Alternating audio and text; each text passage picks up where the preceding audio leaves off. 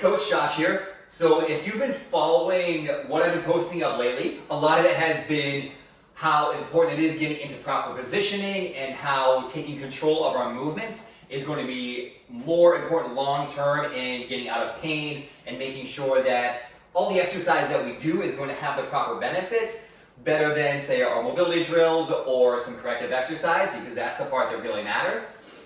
The one part that I've skipped over is probably the most important part, which is our starting posture.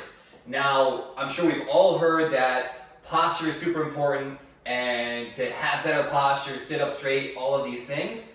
But do we really know what that actually means or what that actually looks like? Or better yet, what does that feel like?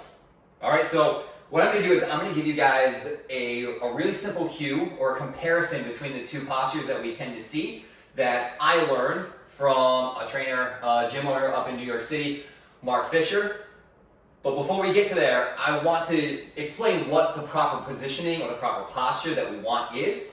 So when we get set up for any movement, but particularly if we're doing squats or if we're doing deadlifts that have load involved with them, is we want our hips, our ribs, and our shoulders stacked in a straight line. Okay, because that's going to make sure that our spine is stacked the way that it needs to be. So having understood that, now the two postures that we tend to see, and this is going to stick in your head forever because it's stuck in mine, is the posture that most people tend to come in with is our butt's back, chest is forward, and we've got this big arch on our low back. That's going to be our porn star position or our Instagram model position. Okay, so the butt's way back, chest is up, sticking that butt out. What that does, and you can try this yourself, is really trying to exaggerate that, because that's exactly what we're going to see a lot of the time when we start to load squats, when we start to load deadlifts, is there is a ton of pressure in that low back. Okay? So we're going to try and steer away from that porn star position, and we're going to move more towards what we're going to call our sad dog position. All right? So if you've ever had a dog and it has done something that it wasn't supposed to do, and we had to scold it, what is the first thing that that dog does? Is it's going to tuck its tail underneath it, right? So that's the exact same thing that we're going to try and do here.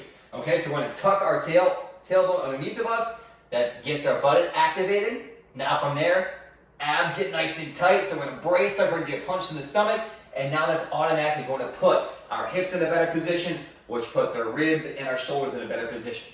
Okay, so every time that you go to do a squat, a deadlift, anything where we're having to hold some load or brace ourselves, think about that sad dog position. Okay, so get nice and tight, sad dog, tuck that tailbone, squeeze those abs nice and tight. Once we get in that position, now our squat looks way better. If we go and try and deadlift, that hinge looks way better. All right, so try that out. Hopefully that sticks with you. Give my man, Mr. Mark Fisher, a shout out for that one, because that is such a great Q1, again, that I will never forget, and hopefully you never forget either, and I will talk to you guys soon.